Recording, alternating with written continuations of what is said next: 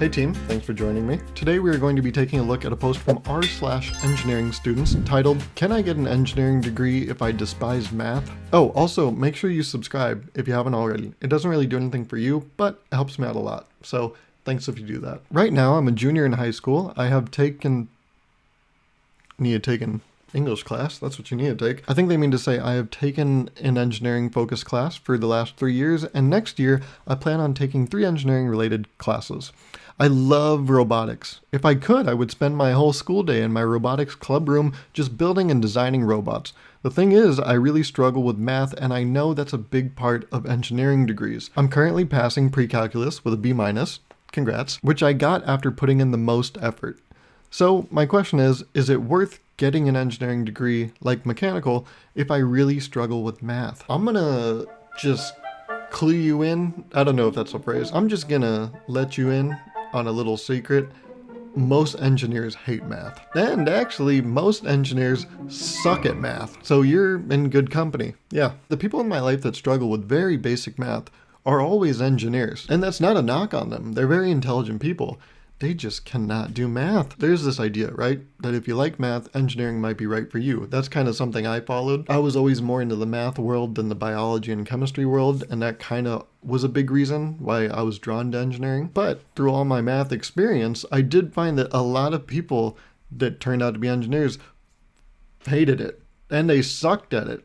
So no, it's okay. You don't have to love math. The beautiful thing about an engineering major is that it's so short. You just have to do like 4 or 5 years of school and then you have a degree. That's part of the appeal. You get in, you get out. Do you have to do a lot of math? Yes, you're doing math like every year of your degree. But it's one of those things where it's like a very high exposure for a short amount of time. So if you can just get in, endure it, and get out, you'll be good. Also, it seems like you have a genuine love for this stuff. You love robotics. You're looking into mechanical engineering. Please don't let math be the one thing that holds you back from pursuing the thing you love. Yeah, that's what I told myself when I went after my last girlfriend.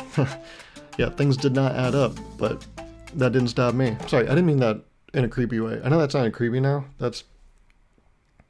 I've never even been in a relationship. I'm just making things up at this point. No, but you love this field, so don't let math be that thing that keeps you away from it. That's going to make you hate it even more. Imagine, you want to be an engineer so bad and you didn't pursue it because of math. If you thought you hated it before, it's going to be the one that stole your girl, man. And your girl is a degree in engineering. It's a dumb analogy. Also, something I've learned from going to high school and going to college is that if you have in high school convinced yourself that you suck at a subject, chances are you don't. You just haven't been taught in the proper way. And the nice thing about college is it has all these resources available so that you can try learning in so many different ways. You go to your lectures, you go to your teacher's office hours, you go to your TA's office hours, you go to office hours thrown by clubs, you talk to your friends. You discover so many different ways to learn these different subjects that can change your entire view and confidence when it comes to that subject. I remember in high school, physics was my problem course. I took one physics class and I was like, well, that's enough of that. But then I went to college. I had a good physics professor and I was like, actually, this isn't that bad. I think I can manage. I'm not saying I did, great, but I managed. I went from, oh, this is impossible to, oh, no, I think I could pass this.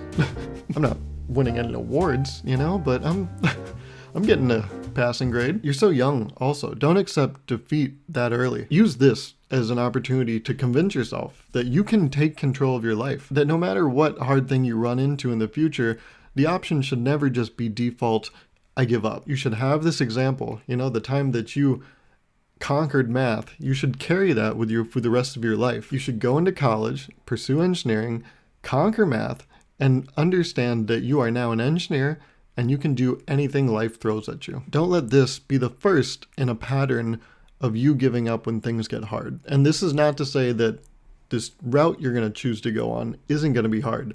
It's going to be difficult, but please believe that you have the strength to get through it, because I know you do. You have what I've learned a lot of people in engineering don't have, and that is an obsession with the thing. That obsession will carry you through these tough times. Believe that, please. That's what I reminded myself when I ate 7 pieces of cheesecake in one sitting. I knew it was tough, but my obsession didn't allow me to stop.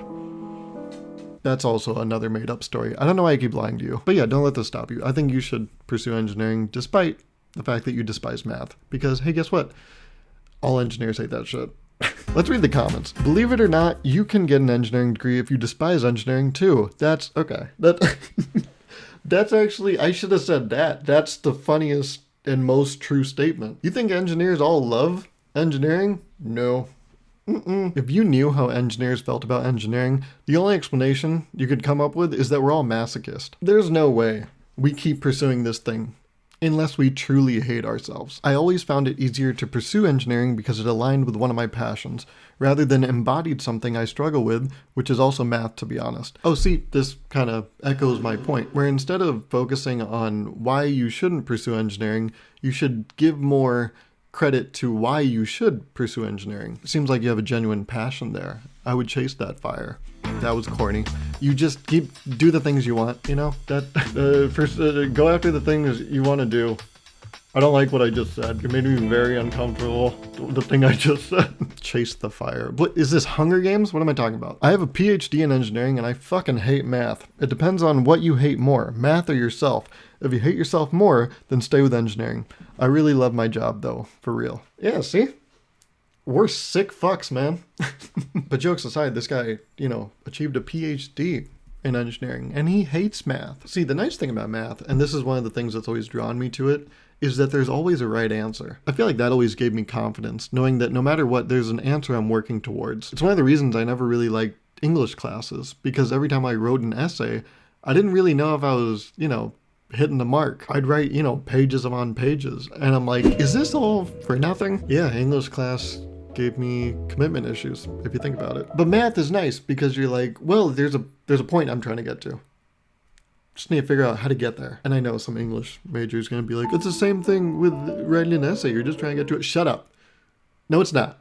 If that was true, why is it that when I turn in my essay, my professor thinks I didn't quite understand the assignment? Because if you ask me, I thought I hit the mark. But apparently Mr. English professor... Okay, I'm sorry. But no, don't let your hatred of one aspect of something stop you from loving the whole thing. For example, don't let your hatred of me stop you from subscribing to this channel, liking the video, and following me on Instagram. I'll see you next time, team. Thanks for watching.